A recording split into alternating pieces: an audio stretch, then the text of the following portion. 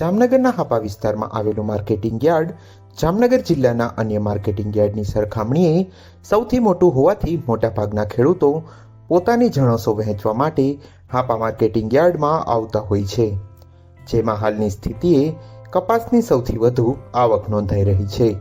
પરંતુ કપાસના પૂરતા ભાવ મળતા ન હોવાના કારણે ખેડૂતોમાં રોષ જોવા મળી રહ્યો છે. આજથી 5 વર્ષ અગાઉ જે ભાવ ખેડૂતોને કપાસના મળતા હતા તે જ ભાવ હજુ પણ યથાવત છે. કપાસની ગુણવત્તા પણ સારી હોવા છતાં કપાસના ભાવ ઘટી રહ્યા છે. જામનગરના હાપા માર્કેટિંગ યાર્ડમાં દિન પ્રતિદિન કપાસની આવકમાં હાલમાં વધારો થયો છે. રોજની 5,000 થી 6,000 ભારી જેટલી કપાસની આવક નોંધાય છે અને તેનું રોજે રોજ તેનું વેચાણ પણ થઈ જાય છે. અને ભાવની વાત કરીએ તો 20 કિલોના ભાવ 1200 થી લઈ અને 1495 સુધીના એક મણના ભાવો હરાજીમાં ખેડૂતોને મળી રહ્યા છે.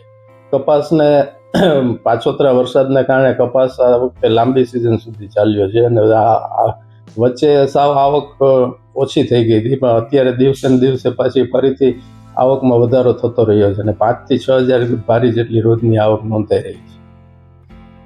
હાપા માર્કેટિંગ યાર્ડના સેક્રેટરી હિતેશ પટેલના જણાવ્યા અનુસાર હાલની સ્થિતિએ કપાસની દરરોજ આવકમાં વધારો નોંધાઈ રહ્યો છે.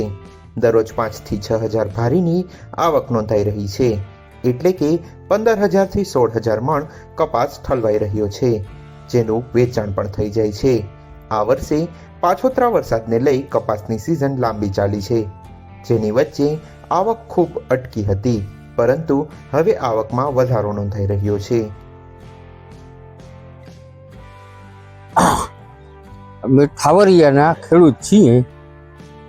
કપાસની બજાર જરાક નીચી હોય એવું લાગે છે, ભાવ ઓછો મળે એવી શક્યતા છે. આપણે બધો ખર્ચ કાઢતા નીકળી જાય, બધું તમારે 2 પૈસા વધે કરવું, પૈસા ઓછા વધે એમ છે, એમ વધારે નફો મળે એમ નથી.